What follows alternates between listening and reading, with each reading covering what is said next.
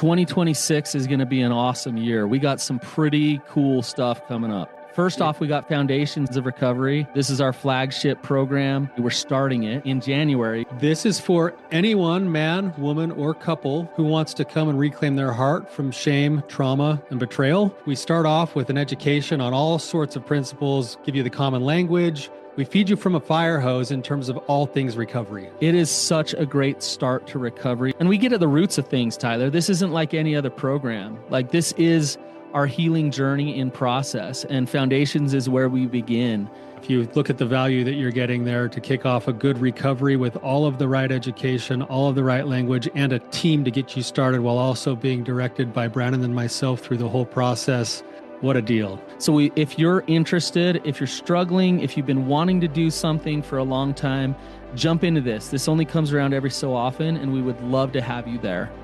Click the link in the description to sign up for it. And to make it even sweeter, we're also including a raffle for a free pass to the Radiant Dawn retreat. Anyone who signs up for Foundations will be added to the raffle for that free Radiant Dawn pass. If you're a man and you sign up for Foundations, your name still gets entered, and you can give that pass away if you win it to any woman that you want to.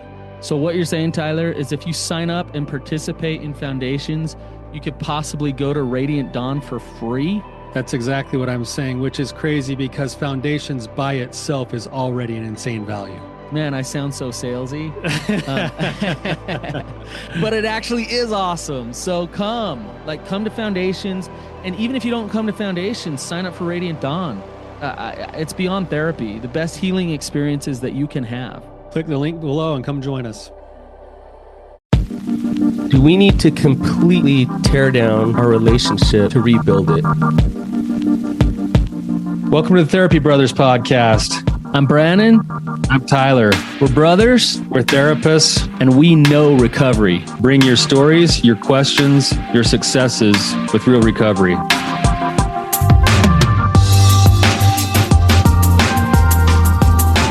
Hey, Tyler, you ready to have some hard conversations?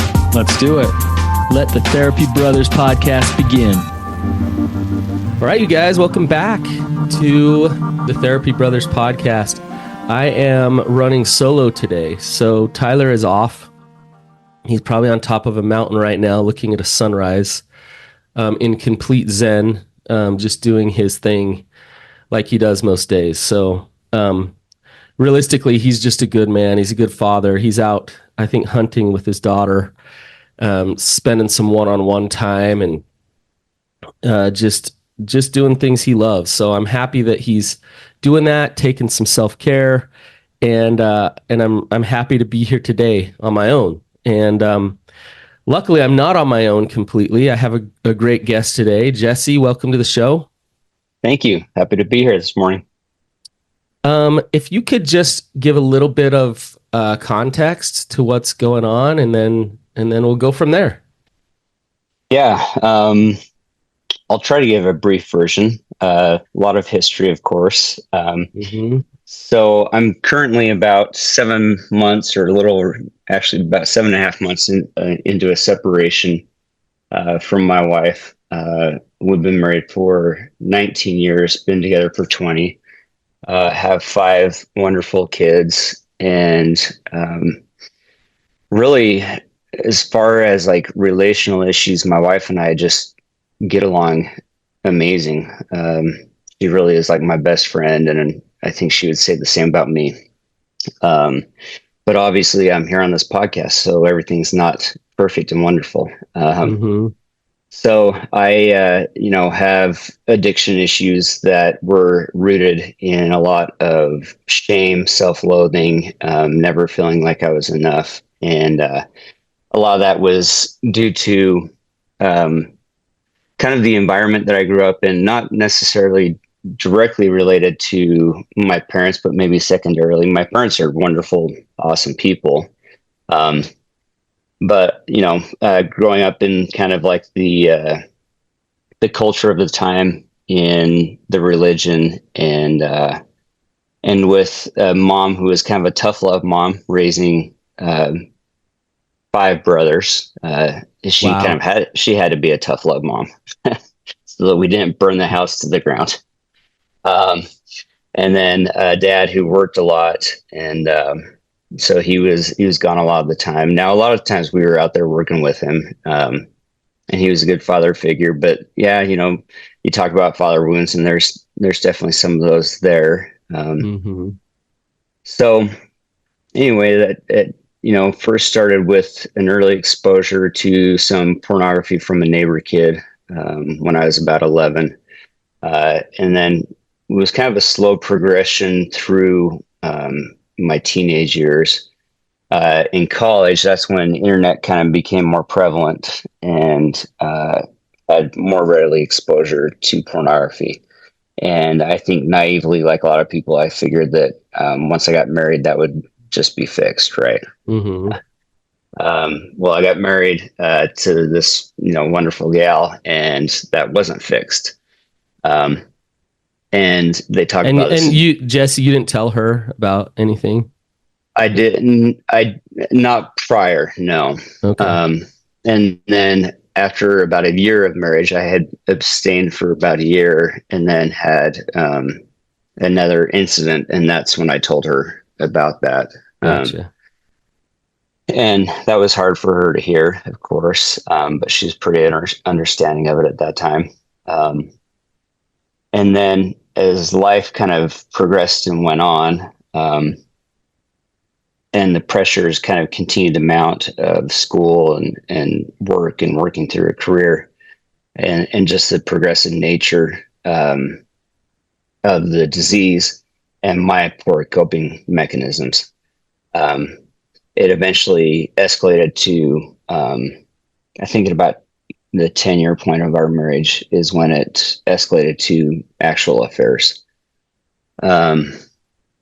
And there were multiple discoveries where my wife found out about those affairs, and she gave me way more second chances than I ever deserved. And ultimately, just about 7.5 months ago was the final discovery. I did back in 2021, I did a 2-week intensive out in Colorado, which was very life-changing and gave me a lot of good skills to get me onto a good road of recovery. And I had initially done well with recovery after that, had about 1.5 years sobriety, but it was kind of like white knuckling. I wasn't really thriving in recovery at that time, and hadn't really found good group options as far as like support groups. I had started working with the CSAT, but at that time, our insurance didn't cover it, and we were kind of strapped with cash. We had just barely opened up a new business venture, and so I was self-employed, and so I saw a CSAT for about 3 months or so, and then kind of let that fall by the wayside. And the support group of brothers that I had kind of developed with that inpatient intensive, that kind of disintegrated after about 1 year or so as well, because some of the dynamics of that group kind of interposed itself, and kind of came crashing down. So so I didn't really find a safe place to land after that, and ended up having a small relapse, which I guess I shouldn't minimize it. I had a relapse with pornography, which I discussed with my wife, and that did not go over well. Understandingly so. She was very hurt by it, very upset. We had made a big sacrifice to pay for me to go to this program, and financially, and so yeah, that was very hard for her to hear, and so I kind of became a coward from there on out, as far as like divulging anything to her.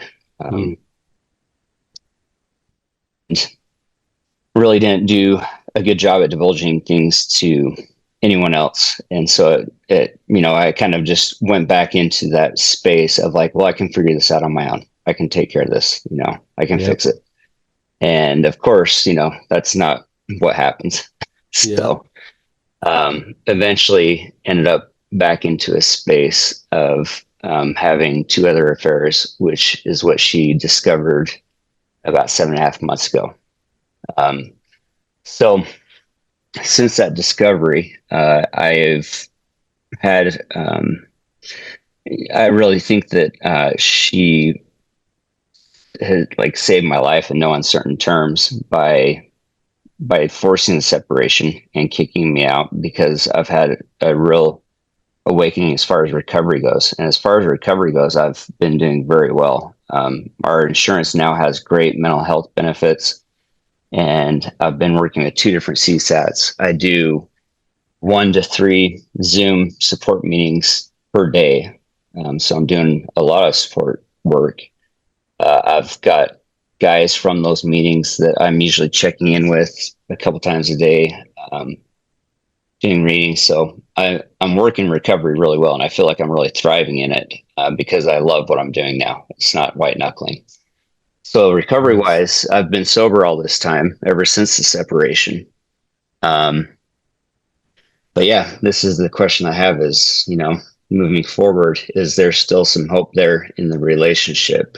And we still get along well. We're still very amicable. But I'm wondering, is this teardown really going to help,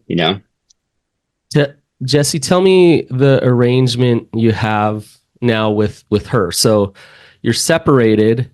So yeah. So I am we're living separately. She's at the family home with the kids. And then I live just a few miles away. So I'm still pretty close. Okay. And then communication wise, we still communicate quite a bit. She'll go back and forth. Like some days she'll say, hey, today I need you to talk to me just about the kids, nothing else. And so I, like to give her that space. So she's needed space. So she hasn't had any interest at all in doing any couples work this whole time. She's been very adamant that whole time about no couples work being done at all. And are you getting like guidance from a therapist on that?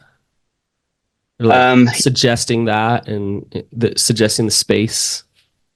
Well, we have a therapist that she works mainly with. She and I both kind of worked with this therapist off and on. And the therapist kind of would like us to do couples work, but is also wanting to respect her boundaries. Okay. And initially, I think that she would have been open to it, but she went to a betrayal retreat and came back from that betrayal retreat. And initially, she'd said, I want like 3 months separation in-house, and we'll see where we're at. And then she came back from that retreat, and that's when she said, I want like a minimal 1 year separation, and you need to move out. And I don't want to do any couples work. Like, you work on your stuff, I'm going to work on my stuff. And that's where the idea of like the tear down came about. Like, I need to completely tear us down to see if there's anything worth rebuilding. Yeah. Okay. And so for you, you're respecting that, but there's a part of you that it's uncomfortable, and you're wondering if that's what's best. Is that? Yeah, because it kind of feels like, okay, if I move out and if we don't really talk about anything other than like the kids, like logistics kind of things, because we don't talk about anything emotional at all. And if the focus is on distancing, tearing down, spacing, like, I don't understand how the only option there is that, we grow apart. So that's a possibility. Separation can be one of the best things for a relationship, and it can definitely lead to a relationship ending. It goes either way. And so there's a risk to it, but there's a reward to it as well sometimes. And it can be very uncomfortable, but also really good. for the relationship as well. So it's interesting. Her boundary of this, I think, is probably coming from a really healthy place of, let's just back out of this and let's focus on us. But if you think about what needs to be in place for the relationship to actually improve and heal and get better, do you know what needs to be there? What needs to be in place? Trust. Okay. Safety. Okay. But Jesse, what creates trust and safety? Honesty. Yeah. And this is really tricky because in some ways it sounds like and tell me where you're at with this. It sounds like Jesse needs to be a good boy and do what he's supposed to in order to rebuild the trust with your wife. And you can become Mr. Nice Guy or someone who's trying to put on a certain facade in order to be accepted back versus building trust again. Are you following me? Yeah. And I've been actually trying to make a lot of focused effort on that, having listened to a lot of what you guys talk about and discussing a lot of that with my CSAT currently, and trying to make sure that I'm making a focused effort of doing my work for me and not for an outcome, just making myself healthy and doing things for my integrity, making sure that I'm keeping my integrity intact regardless of what the outcome may look like. Yeah, really getting to a place of surrendering the marriage. And then you can't fully work your recovery when you have the agenda of saving the marriage as a primary motivator. Now, wanting to save the marriage is okay, Jesse, but do you hear me? If that's the agenda, then your it undermines real recovery. Right. Yeah. You want to get to a point where if she were to hand you the divorce papers today, that would be painful, that would hurt, but also your recovery will move on. You will move forward, regardless of the marriage. And that's one of the beauties of this whole arrangement is it's not about, this is not a relationship problem. I know that sounds crazy. This has caused all kinds of problems in the relationship, but this issue is not about the relationship. You understand that, right? Right. Yeah. This issue is about something totally different than the relationship. And the symptoms come out in the relationship, but the issue is something different. And so to remove the relationship from the equation, you can still stay focused on the relationship and have that get in the way of working real recovery. Even, ask yourself, Jesse, with sobriety even, are you sober because you need her to know that you're sober? Or are you sober because that's who you are? That's you working that for you. Yeah, I've done, I think initially, especially in that year and a half when I was white knuckling, that's what it was. I was doing it because I needed to be sober for her. I feel like now, because I had some other external situations outside of our relationship that showed me this is wrecking my life. And so I feel like I've really come to a place of peace where I'm good with either outcome. I would love to reconcile and I would love for us to stay together, but I know that we're going to be okay if divorce is what she needs and what is going to be best for her and for her healing. But I do honestly feel like I'm doing my recovery for me, because if we do divorce, I still have to have a handle on this thing. It's going to wreck my life. Okay. So the specific amount of time, a year or however long, let's just kind of put that to the side. Like, let's say she said 10 years or 3 years or 3 weeks. Like, let's put that to the side for a minute. She's saying I need some space. So you're working your ass off in recovery. So you're going to a lot of meetings, you're doing a lot of things. Do you feel like you're getting to the core of the issue?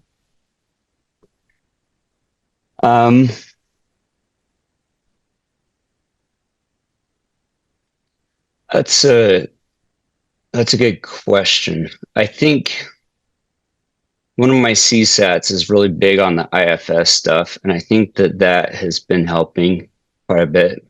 And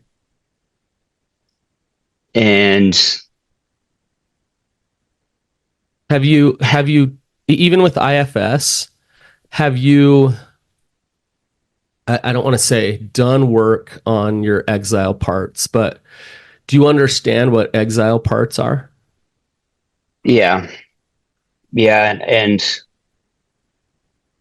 I think there's still work to be done to really kind of work through those parts. Because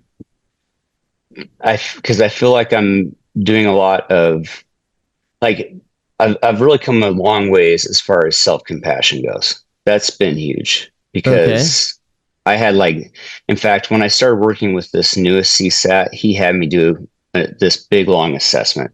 I mean, it's an extensive assessment. Yeah. And when I did the self-compassion part, I thought, okay, like, I'm in a pretty good spot. So this will be, because it was early on in the separation, but I had kind of come along a little to where I felt like I was feeling better.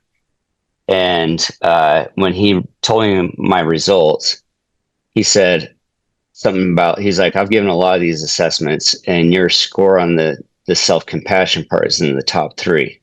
I'm like, oh, cool. It means I did well. He's like, no, like top 3 means that, like, you're like one of the worst that I've seen as far as self-compassion goes. I'm like, oh crap. Like, I thought I was doing pretty well. So I've, like, really had a lot of really good self-compassion work. I've been working through, like, Kristen Neff's workbook. And so I think there's still work to be done with some of those parts, but it's coming. Yeah. Okay. Jesse, like, that's awesome.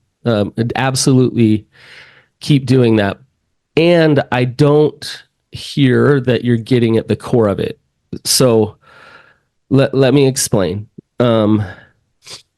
Practicing self-compassion is like, it's still managing the issue.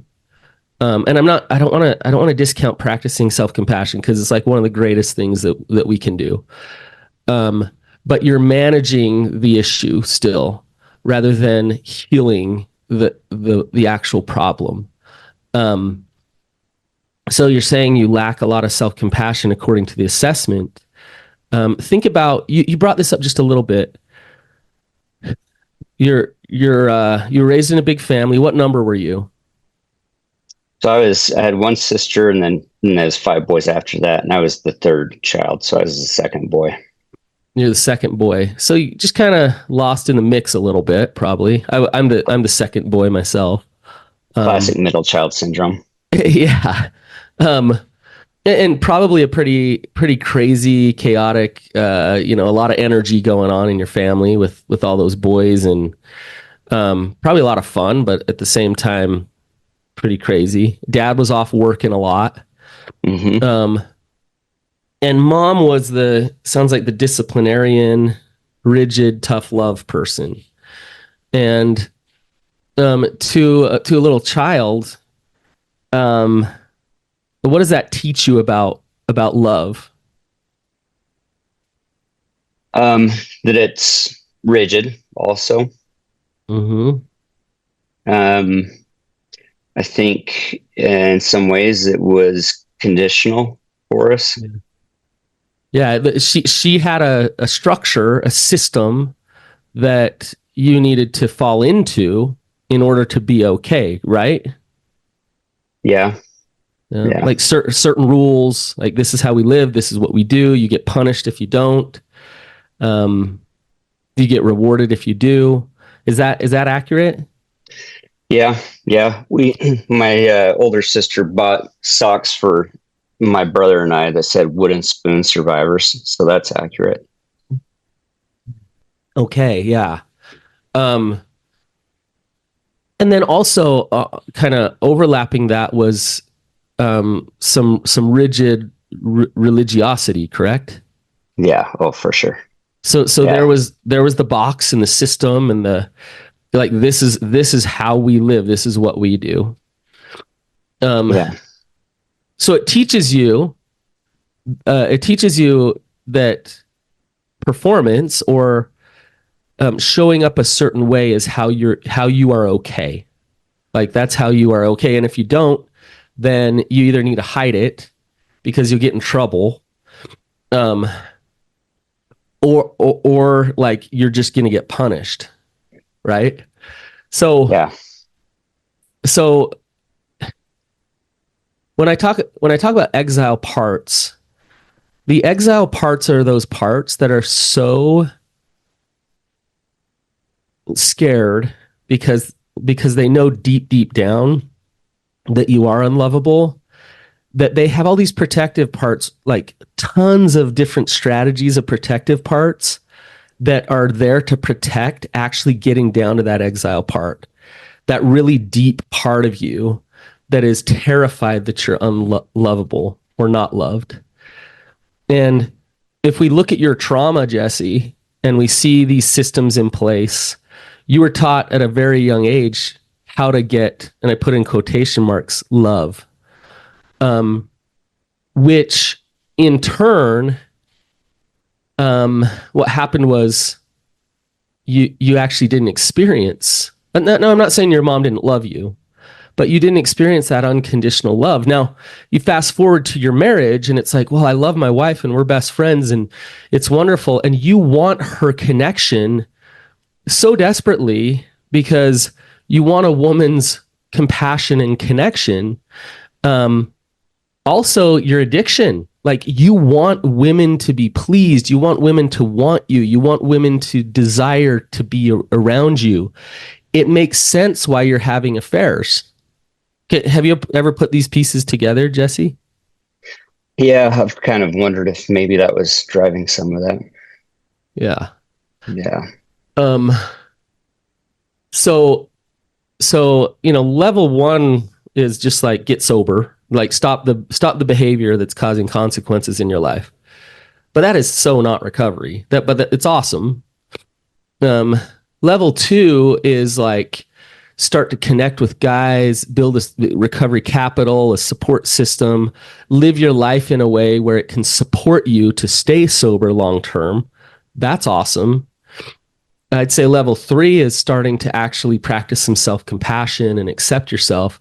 But level four is going down into the depths of that pain, um, dealing with it, reprocessing that trauma. And what I mean by that is feeling feeling all the emotions and the pain down there in that trauma that you need to feel so that you can come out on the other end and know that the messages that you got as a little child are actually not how love works and are not the truth. That you know that on a soul level, on a heart level.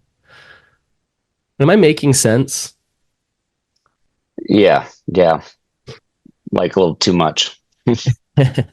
Yeah. What are you thinking, Jesse? No, that hits home 100% for sure. And your wife might be very, very wise because she's the primary feminine figure in your life. And as long as she's there saying, "Oh, good boy, yes, you get worth," or "Bad boy, you messed up, you hid something from me, now you're bad," you're still in that same system. you're still sitting right there with the feminine, bestowing your worth. And for her to say, I'm out, like, hey, you go wander in the wilderness, Jesse, figure this out on your own, man up. It leaves you with like, oh shit, like, where do I get my like acknowledgement that I'm doing this right? And so for her to say, go do that, that could be a really good thing. Do you understand what I'm saying? Yeah, I've actually thanked her multiple times for the separation, because I think, like I mentioned, I think that literally, like, I think she saved my life in some aspects. And it's funny because her therapist, they've asked me to just, not communicate emotional things and not quote emotion dump. And so then I was kind of trying to find like, okay, well, who do I share these emotional things with? And at one point I thought, well, okay, my mom, like, and I love my mom. My mom is awesome, and she's progressed so much, and she has apologized multiple times for the rigid way that she raised us. And hey, she did the best she could. She did. Yeah, right? For sure. And so I sent her this big long text about this emotion, like this, situation that I was having a hard time with. And 2 hours later, I hadn't gotten a response, and we had just barely been texting. And so I sent a follow-up text thinking maybe she got busy or something. And the follow-up text said, sorry, I know it's a lot, with like the little grimacing emoji. And then 2 days later, I still had not gotten a response. And I finally get 2 days later, get a text back from her. And the text back says, hey, I'm missing my ice cream machine. Do you think you guys borrowed it? And I said, Mom, did you see my like big long text about the thing I'm dealing with? And her reply said, oh, yeah, well, I think you're just going to have to be really humble through all this. And so that's why I was like, okay, like, I need to learn to like process, like, and I kind of came to realize like, I need to like, for the first time ever in my life, I need to learn to like face my emotions myself and like process those myself. But also like, I still do have other support. I can reach out to brothers in this support groups that I'm in. And so I have other people as well, but yeah, it kind of gave me like this is why I kind of struggle with this. That is fascinating. Like her vulnerability, her tolerance to sit there in that space with you, just wasn't there. And for you, it's like, oh, another abandonment here, like another. It's not like your mom's trying to do that, but that's how it feels. Exactly. And yeah, I mean, don't get me wrong, Jesse, you getting support from your mom or your wife, there's absolutely nothing wrong with that. Yeah, that's a good thing. My biggest support in my life is my wife. But it crosses over, and it becomes problematic when it turns from support into consumption of them in order to feel like you're enough and that you're okay. Mm-hmm. And so you want to get to a point where you can reach out to support and connection to them, but also you can stand on your own 2 feet regardless. And you have other mechanisms like your brothers or, to process through stuff in life. And so for your wife right now, she's saying, get your support elsewhere. Like, I don't want to be a part of this whole system anymore. Mm-hmm. And, step 3, turn your will and your life over to the care of God. Will it be this way forever, Jesse? This separation limbo land forever? No, it won't. It's going to fall one way or the other. So. Yeah. So you're vulnerable. You have to live in that faith, and that faith is the most therapeutic thing for you. and then you do your best. You step into your integrity and let the cards fall where they may. And they'll fall where they're supposed to, as long as you're staying in your truth, as long as you're staying steady. If you get to a point where your wife's still like, I need separation for another year, let's say, what would you do with that? Hard to know right now. I've told her that, like, for me, she's worth 5 years, as long as, like, I see like progress. I don't want to just sit 5 years in, like you said, limbo land with like no couples worth, like nothing happening. Just Right. sitting there stagnant. But yeah, I feel like I'm definitely willing to put in the time. And this is where it comes down to you trusting yourself, and you having a connection to a source of truth. So like if she comes to you and she says, hey, I need another year, you don't just automatically go along with, okay, whatever you want. I just want to make you happy, because then you're in that same pattern, right, Jesse? Right. But hopefully you also wouldn't go with, you know what, that's not my truth. That's not what I'm doing. Sorry. Like, right. You would have to take a step back and say, okay, I care about her. I care about her safety. I care about her heart. This feels like not right to me. I don't know if I can do this forever. So what does work for me? Right. For me to stay true to me, to my truth here. And that's where you navigate that. And it might shift according to the circumstance, but she doesn't dictate that for you. That is found elsewhere. You following me? Yeah. But the only way you get to that level of strength and masculinity is by dealing with those wounds that say, I have to, this performance-based model with worth when it comes to pleasing a woman, right? Right. So you, Jesse, you came to the retreat. You've done some, I call it somatic or experiential, deep soul work. You've done some of that. You've done some parts work. Have you done any like ART, EMDR, anything like that? A little bit with EMDR. ART, I'm not familiar with though. How did the EMDR go? Did it move? Did it work, or was it hard? Each time that I've done EMDR, I've ended up sobbing. So I guess that means it worked. Good. Okay. And you haven't done it a ton? Yeah, I think I've done like 4 or 5 rounds of it around different situations. Have you done any around your relationship with mom? No, specific to that, I haven't. Yeah. I would suggest that. Find a therapist who will do EMDR with you and target memories around rigidity with your mom, and reprocess that and desensitize that. And if you have to do it several times, do it several times, Jesse, so you can get to the point where you've let that go.